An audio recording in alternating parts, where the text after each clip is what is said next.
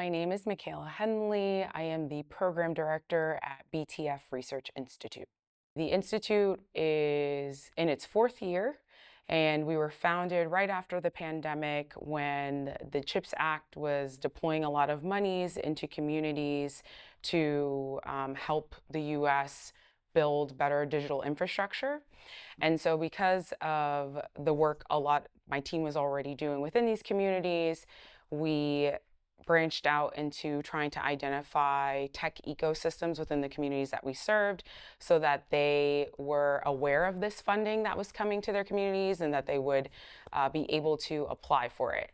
That led to us creating what we call Black Tech Ecosystem Index. And so that's our research on what a healthy tech ecosystem looks like, specifically in predominantly Black communities, but it can be applied to all communities. And we identified 6 community anchor institutions that make up a healthy Black tech ecosystem. So then my work as the program director is building out our educational resources that we will use to train our partners who are located at those institutions within the tech ecosystem. In terms of real-world impact on the work that we're doing at BTF and the hope that we have for it in the communities that we serve, one thing is, while everyone is getting really excited about talking about AI, it's very sensationalized, sexy topic, there is a reality in the US that there are many communities that aren't even online. So they lack the broadband infrastructure, high-speed internet, access to devices, things of that nature, and then the training and the digital skills that goes with then using those devices to best serve whatever their needs are.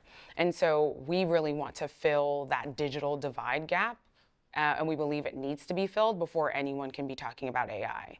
But long term, our hope is after we've addressed the digital divide, that our communities are well versed enough in their technological needs and whatever technological know-how they need to have to be able to engage in AI futures, right? So whether that's deciding to opt out of a technology coming into a community, or even in their homes or at their institution, or deciding to opt into one, deciding to build on one. So we're essentially trying to equip people with the knowledge that they need in order to participate and build the future that they want. And we know that historically disadvantaged groups have been left out of these conversations.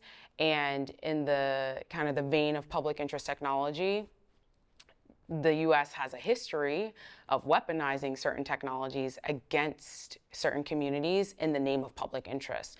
And so we also really want to make sure that the definition of public interest technology is inclusive of every single person that is in this country and globally. We want our model to be, transferable in other contexts as well for other communities. When I was getting ready to apply to college, I'm of this generation where it was, work hard, go to a good school, and that's the way to set your future up for success. Decided I wanted to go to Georgetown, specifically to get into international affairs. I wanted to be of service globally.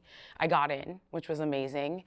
And then I was immediately confronted with the vast inequity within the education I had received compared to my peers. So that was heartbreaking, to be honest, for me as a student, because I had always done everything that was asked of me. And I realized that when you go to certain schools or you grow up in certain environments, even if you do everything that's asked of you, even if you do things the right way, if people have limited expectations of you, you are starting off behind. And so school was really hard for me, and I had to make sense of that. The other thing about my experience is that I also was a student. I had to work. And so I was simultaneously working in the DC public school system, and I was working with adjudicated youth that had been kicked out of the DC public school system, because at the time they had a zero tolerance policy where if you got in trouble, you were expelled from every single school in the city. So I was learning policy landscape, and trying to make sense of that for my mentees. It was a mentoring program. So a light bulb kind of just went off for me where I was like, my education didn't really set me up to be successful here. This education system is failing this group of kids. This is wrong. I want to work on this. I need to know more about this. So that's when I shifted my interest from foreign policy and international affairs to more domestic policy, but very specifically education. That is my through line. It's always about how could I be of service to the communities that I care about. And I'm just at the point where technology is in every part of our lives every day, and so trying to think critically about how can I, use again technology in service of humanity. One burning question I have is how can access to all of this information that we have help us get back to the best of ourselves?